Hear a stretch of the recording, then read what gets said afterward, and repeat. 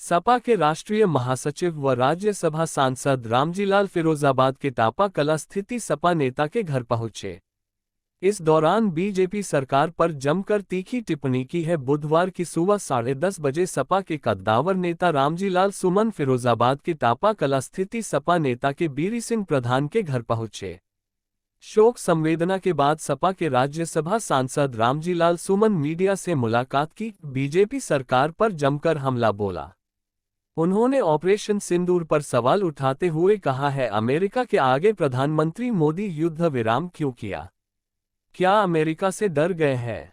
फिरोजाबाद से देखिए हमारे संवाददाता राहुल उपाध्याय की खास रिपोर्ट। देखिए, जहां तक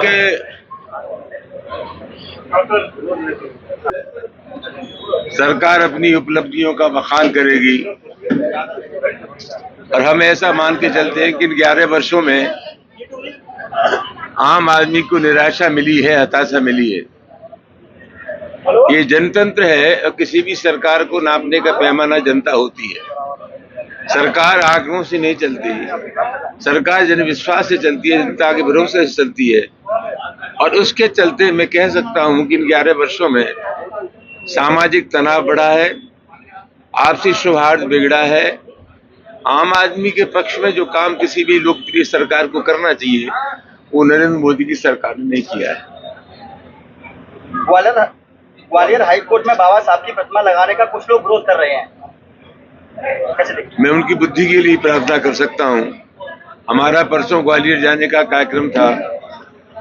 तीन बार उच्च न्यायालय के मुख्य न्यायाधीश ने, मध्य प्रदेश उच्च न्यायालय के न्यायाधीश ने 3 बार आदेश किए कि बाबा साहब की प्रतिमा मध्य प्रदेश की हाईकोर्ट बेंच की जो खंडपीठ है ग्वालियर में लगनी चाहिए, लेकिन कुछ सिरफिरे लोगों ने उस मूर्ति को लगने नहीं दिया। और मैं ऐसा मानता हूं कि मूर्ति नहीं लग पा रही है, उसकी पूरी जिम्मेदारी राज्य सरकार की है।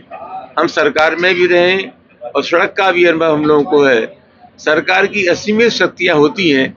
अगर मध्य प्रदेश सरकार चाहती तो वह निश्चित रूप से बाबा साहब डॉक्टर अम्बेडकर की प्रतिमा लग जाती। जो लोग विरोध कर रहे हैं, मैं उनसे कहना चाहूंगा वो अपनी गलतफहमी दूर कर लें। उनके विरोध करने से बाबा साहब डॉक्टर अम्बेडकर की अहमियत या हैसियत कम नहीं हो जाएगी। पूरी दुनिया में आज उनका नाम बहुत ही श्रद्धा के साथ लिया जा सकता है। और ये कितनी दुखद बात है कि जब देश का संविधान बनना था तो कुछ लोग ये कह रहे थे कि जब मनु महाराज का संविधान हमारे देश में मौजूद है तो किसी और संविधान की जरूरत नहीं है। ये उसी मनोवृत्ति के लोग हैं।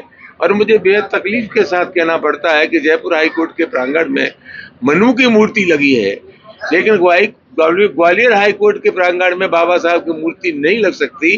ये कैसा चिंता का विषय है। और मैं समझता हूँ मध्य प्रदेश सरकार को तत्काल अपनी शक्तियों के प्रभाव का इस्तेमाल करके वहाँ बाबा साहब डॉक्टर अम्बेडकर की मूर्ति स्थापना का मार्ग प्रशस्त करना चाहिए।